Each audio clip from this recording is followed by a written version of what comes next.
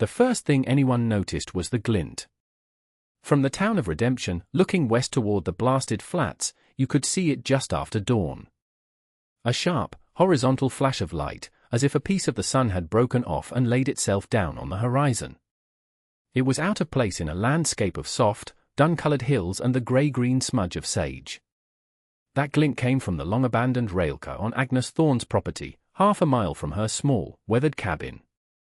For years, it had been a monument to rust and failure, a forgotten piece of her late husband's ambitions. Now, it shone. Sheriff Brody saw it every morning on his ride. He was a man who noticed things that were out of place. A loose board on the mercantile porch, a horse favoring its left foreleg, a new brand of worry on a rancher's face. The glinting railcar was a new kind of worry. It meant someone was tending to it. Cleaning it. Polishing it, even. And the only someone out there was Agnes. It was day 17 of the long dry. The sky was a pale, bleached blue, empty of promise. The dust hadn't yet become a constant presence, it was still just a fine powder that settled on windowsills and tasted of grit in your morning coffee. But the old-timers were watching the sky, their faces etched with a familiar anxiety. The creek was already showing its bones, the smooth, pale stones of its bed exposed to the relentless sun. Water was not yet a crisis, but it was already a currency, spoken of in low, careful tones. So when Brody saw Agnes hauling 2 heavy wooden buckets from her well, not toward her cabin, but toward the railcar, he turned his horse. The animal, a sturdy bay named Judge, seemed to know the path of its own accord, its hooves kicking up small puffs of amber dust. Agnes didn't stop her work as he approached. She moved with a slow, deliberate economy that Brody had come to associate with her since her husband, a railroad man with more dreams than sense, had passed 2 years prior. She was not a frail woman, but lean, all sinew and bone, with hands that looked more accustomed to work than to rest. Her graying hair was pulled back so tightly it seemed to pull the skin taut across her cheekbones. At her side, her German shepherd, Kaiser, watched the sheriff's approach. The dog did not bark or bristle. It simply sat, a silent, grey and black shadow, its intelligent eyes missing nothing. "Morning, Agnes," Brody said, reining in Judge a respectful distance away. He took off his hat, wiping a line of sweat from his brow with the back of his sleeve. "Sheriff," she acknowledged, her voice low and even, without a hint of surprise. She set one bucket down with a soft thud, her breathing steady. "That's a long haul for water that isn't going to your kitchen," he said. It wasn't an accusation, not yet. It was a statement of fact, an opening. It has its purpose. She picked up the bucket again and continued her slow march toward the railcar. The metal shell shimmered in the heat, looking less like a shelter and more like an oven. Brody dismounted, the leather of his saddle creaking in the quiet. He walked alongside her. "The creek's down to a trickle. The Hendersons are already having to deepen their well. Folks are getting concerned." "I've noticed," Agnes said. "This dry spell, it feels different. Feels like it means to stay." He gestured with his hat toward the buckets. "Water's going to be more precious than gold before this is over. Seems a waste to be pouring it on that old wreck." She stopped at the heavy, sliding door of the railcar. It moved with a grating scrape of metal on metal, a sound that suggested immense effort. She propped it open just enough to slip inside, then turned back to him. Her eyes, the color of a winter sky, met his. "I'm tending my garden, Sheriff." Brody blinked. He looked around at the ground. It was a mosaic of cracked earth, baked hard as brick. A few hardy weeds clung to life, their leaves curled and dusty. "What garden, Agnes?" "There's nothing out here but dirt and grief." She didn't take offense. It was as if his words were stones skipped across a deep pond. They made a small splash and sank without a trace. "My garden is where it needs to be. Where the sun can't kill it." She disappeared into the darkness of the railcar, leaving him standing in the oppressive heat. Kaiser rose, stretched, and followed her inside. The door scraped shut, leaving only the glinting, silent metal box under the vast, empty sky.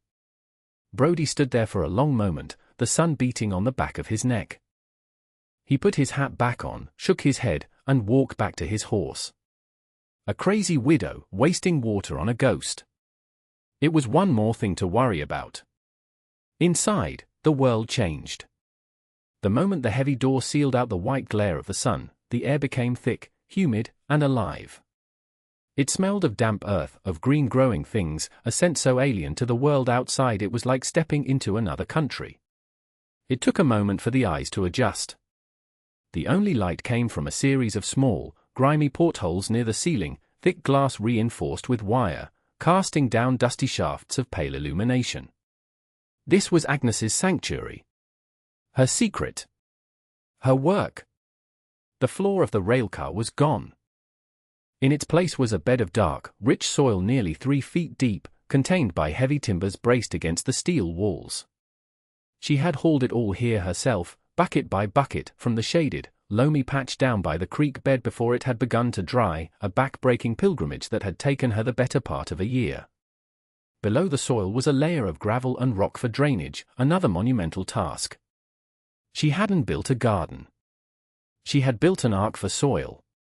Running the length of the car were 3 long, narrow planting beds, separated by slender walkways just wide enough for her to pass. In the dim light, the rows were perfectly straight, meticulously tended.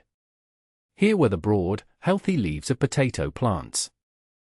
There, the delicate, climbing tendrils of beans, already reaching for the thin wires she had strung for them. In another section, hardy lettuces and chard grew in tight, verdant clumps. At the far end, sheltered and given the best of the light, were 6 tomato plants, their stalks thick and green, small yellow blossoms a shocking burst of color in the gloom. This was not a hobby. It was a science of survival, born from a desperate, unconventional logic. If you've ever tried to keep a single potted plant alive on a sun-scorched porch, you understand the constant, losing battle against evaporation. The sun is a thief. The wind is its accomplice. Together, they steal the water from the soil, from the leaves, from the very air. Agnes had looked at the relentless sky, at the baked earth, and had made a simple, profound decision. She would not fight the sun. She would hide from it. Her husband, a man of loud pronouncements and grand, unfinished schemes, had dragged this railcar here with a team of 20 mules, intending to turn it into a workshop, a place to invent things that would make them rich. He had died of a fever before the first tool bench was built, leaving Agnes with a small, mortgaged cabin and a massive, useless steel box. For a year she had stared at it, a monument to her husband's failed dreams and her own lonely future. Then, one day, watching the sun beat down on its metal roof, an idea had taken root. The sun that killed everything on the outside could be a guardian on the inside. The steel shell wasn't a tomb. It was a shield. Her systems were simple, born of necessity and patience. The water she hauled from the well went into a large barrel in the corner. From there, she used a small dipper, a tin cup, to water each plant directly at its base. Not a drop was wasted on the walkways. Not a drop was lost to the air. The moisture that evaporated from the soil and the leaves simply rose, condensed on the cool metal of the ceiling during the night, and dripped back down, a slow, steady, internal rain. She had even placed shallow pans along the walkways to catch this precious return. Every morning, she would collect the water from the pans and pour it back into the main barrel. She was not just watering a garden, she was curating a tiny, closed ecosystem. Kaiser had his place, a bed of clean straw in the corner next to the water barrel. He seemed to understand the solemnity of this place. He never stepped in the planting beds, never disturbed a single leaf. He would lie for hours, his head on his paws, watching her work. His presence was a quiet, steadying comfort, a living warmth in the cool, damp air. He was her only confidant, the silent witness to her impossible project. The work was methodical, rhythmic. In the morning, she would open the door just a crack to let in a breath of fresh air, then seal it again. She would check each plant, her calloused fingers gently probing the soil for moisture, turning leaves over to look for any sign of blight. She spoke to them sometimes, her voice a low murmur that was absorbed by the damp earth. There now. Just a little more. You're stronger than you look. She was speaking to the plants, but she was also speaking to herself. Her bedroom was in the far corner of the railcar, a simple cot and a small wooden crate that held a book, a few candles, and a tin of matches. When the heat of the day made the small cabin unbearable, she retreated here. The deep bed of soil acted as a massive thermal sink, absorbing the day's heat slowly and releasing it through the night. It was never truly cool, but it was a humid, bearable warmth, a world away from the searing, dry furnace outside. It was here, in the green-scented darkness, that she and Kaiser slept, while the world outside baked and cracked. Day 30 without rain. The sky was no longer blue. It was a hazy, shimmering sheet of white. The dust was a constant presence now, a fine red silt that coated everything, worked its way into the seams of clothing, the folds of your skin, the back of your throat. The town well was put under guard. Each family was allotted 2 buckets a day. Tempers grew short. The sound of a hammer on an anvil, once a reassuring rhythm of town life, now sounded angry, desperate. Day 45. The creek was a memory. Its bed was a dry, winding scar of cracked mud and white stones. The ranchers started selling off their herds. The price of cattle plummeted. Gaunt-looking men with haunted eyes would drive their bony livestock into town, accepting whatever they were offered, just to be rid of the burden of keeping them alive. Hope began to curdle into something ugly. Day 60. A stillness had settled over the land. The birds were gone. The coyotes were silent. The only sound was the incessant, whispering hiss of the wind moving dust across the plains. Sheriff Brody looked older, his face a mask of grim responsibility. He rode his rounds less, conserving his horse's energy, and spent more time trying to mediate disputes at the well. Agnes saw it all from a distance. Her trips to the well were now made in the deep twilight of pre-dawn, when the air held a ghost of coolness. She moved like a wraith, her and the dog, 2 silent shadows in the gloom. She had stopped going into town. Her supplies were meant to last. She had flour, salt, beans, kerosene. And she had her garden. The potatoes were ready.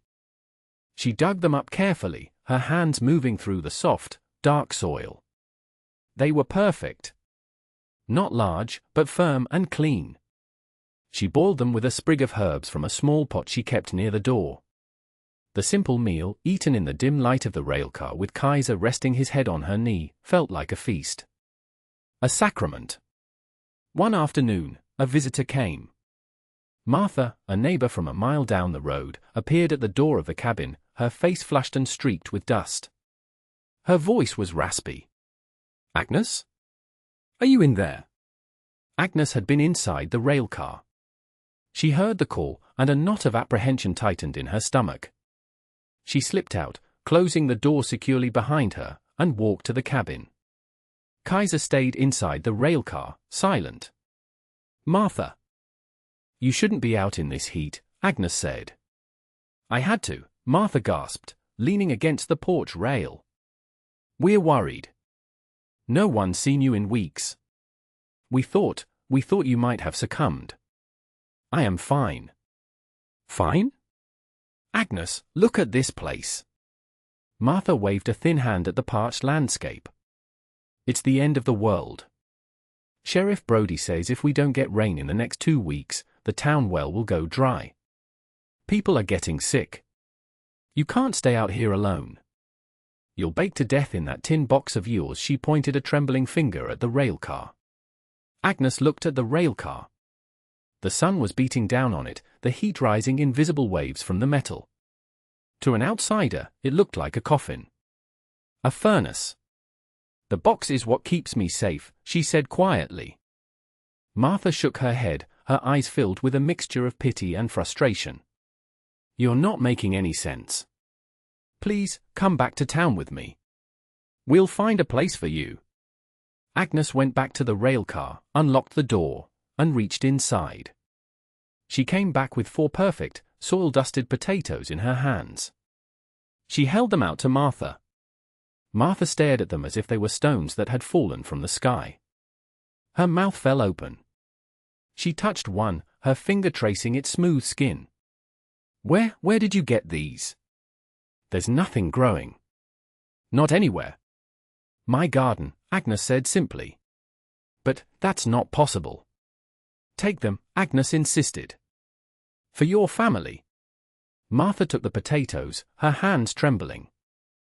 She looked from the impossible vegetables to Agnes's calm, steady face, and then to the forbidding, silent railcar. She didn't understand. The not understanding was a fear greater than the drought itself. She mumbled a thank you and hurried away, clutching the potatoes to her chest as if they were jewels. Agnes watched her go, a small, lonely figure shrinking into the vast, shimmering heat. Then she retreated back into her humid, green, impossible world and sealed the door. This is the moment when isolation becomes a choice. When the world's logic is so broken that your own private madness starts to feel like the only sanity left. You have built your refuge, your system. It works. But it works only for you. To the outside, you are not a survivor. You are a ghost. A cautionary tale. The madwoman in the iron box. And every day, the silence from that world grows louder, a constant pressure against the walls of your sanctuary. Day 75. The first of the dust storms blew in. It wasn't just wind and dirt, it was the topsoil of 100 failed farms, a thick, choking cloud that turned midday into a blood-red twilight. It scoured the paint from houses, buried fences, and sifted through every crack and crevice, leaving a film of red grit on everything. Inside the railcar, Agnes lit a single kerosene lamp. The world outside could rage. Here, the air was still and moist.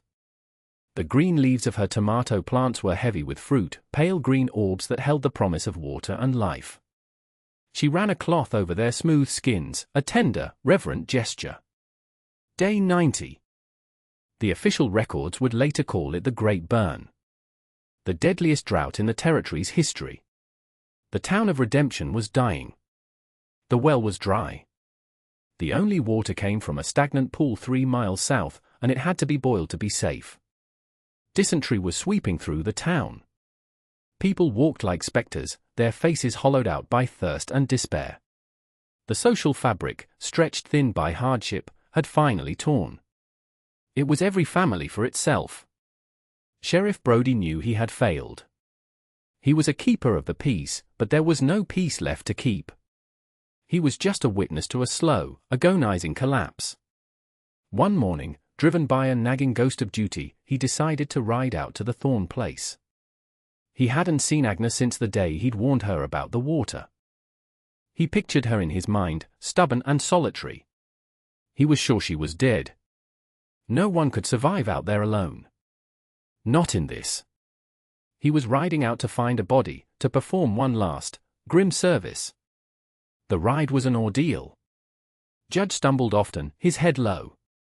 The sun was a malevolent white eye in a bronze sky. When he reached the property, it was worse than he had imagined. The cabin looked derelict, half buried in a drift of red dust. The windows were blank, like dead eyes. A profound, deathly silence hung over the place. He felt a heavy weight of guilt settle in his chest. He should have dragged her into town, kicking and screaming if he had to. He dismounted, his boots sinking into the soft dust. He walked to the cabin, called her name. The only answer was the sighing of the wind around the eaves. He pushed on the door. It was barred from the inside, but felt flimsy. He put his shoulder to it and it gave way with a crack of splintering wood. The inside was empty, coated in a thick layer of dust. Abandoned. His heart sank. He turned his attention to the railcar. It stood there, impassive, its metal skin coated in the same red film. An oven. A tomb. He walked toward it, his steps heavy, dreading what he would find inside. He put his hand on the metal door. It was hot to the touch, but not as searing as he expected. He slid his fingers into the groove and pulled. It was immensely heavy. It wouldn't budge. Agnes, he called out, his voice hoarse. Agnes Thorne? It's Sheriff Brody. Silence. He was about to turn away, to ride back to town and report what he already knew, when he heard it. A low sound from within. A soft thump thump thump. And then, a deep, quiet growl. It was not the sound of an aggressive animal. It was an announcement. "We are here." "Kaiser?" Brody said, his voice lifting with a sliver of impossible hope. The heavy door scraped. It moved an inch, then two. A sliver of darkness appeared. From it, a puff of air escaped, hitting Brody's face. It was a physical shock. The air that came from the railcar was not hot and dry. It was cool. And wet. It smelled of living things. Of damp soil and green leaves. It was the smell of a world he had forgotten existed. The door scraped open further, and he saw her. Agnes stood in the shadows. She was pale, thinner than he remembered, but her eyes were clear and steady. She was not a victim. She was not a ghost.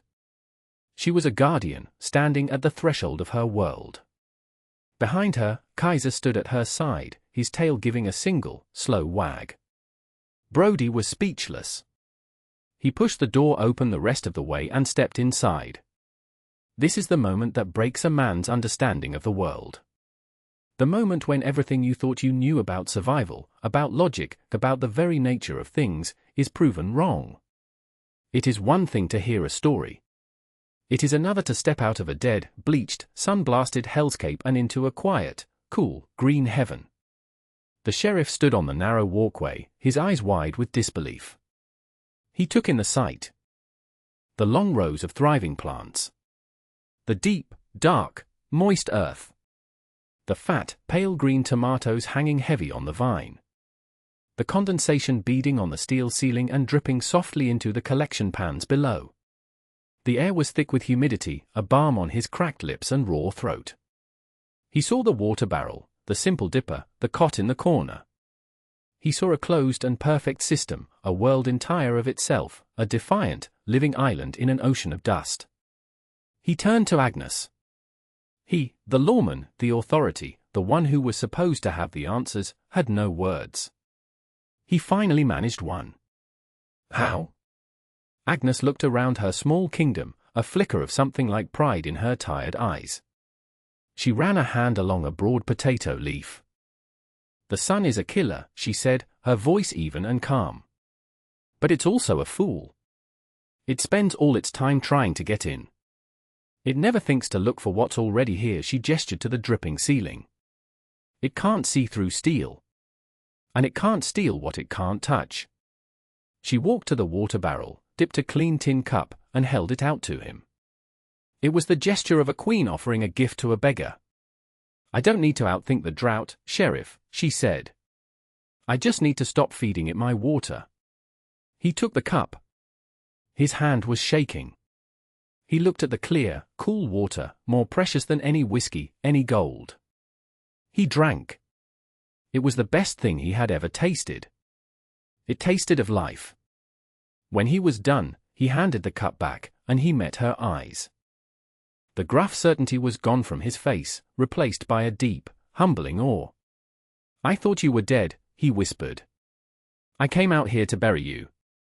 "I was planting," she replied. He stayed for an hour, sitting on a small stool while she explained her system. She didn't boast. She spoke of it in simple, practical terms, the depth of the soil, the way the condensation worked, the careful rationing. He listened like a child hearing a story of magic, except this magic was real, built of dirt and sweat and a will as strong as the steel that surrounded them. Before he left, she filled a sack for him. Potatoes, a handful of beans, 2 precious, just ripening tomatoes, and a bundle of chard. "This will cause a stir," he said, holding the sack. "People need to eat," was all she said. He rode back to town not as a lawman, but as a prophet, bearing unbelievable tidings and the proof to back them up. The news spread through the dying town like a fever, but a fever of hope. The mad widow wasn't mad. She was a miracle. They came. Not as a mob, but in small, humbled groups. A husband and wife. A lone rancher. Martha, her face a mask of shame and wonder. They came to the edge of the property and waited, as if approaching a holy sight. Brody managed the visitors, allowing only 1 or 2 near the railcar at a time. Agnes would meet them at the door. She never let more than 1 person inside. It was her sanctuary, not a spectacle. She shared what she could. A few potatoes for a family with a sick child. A handful of beans for a measure of kerosene.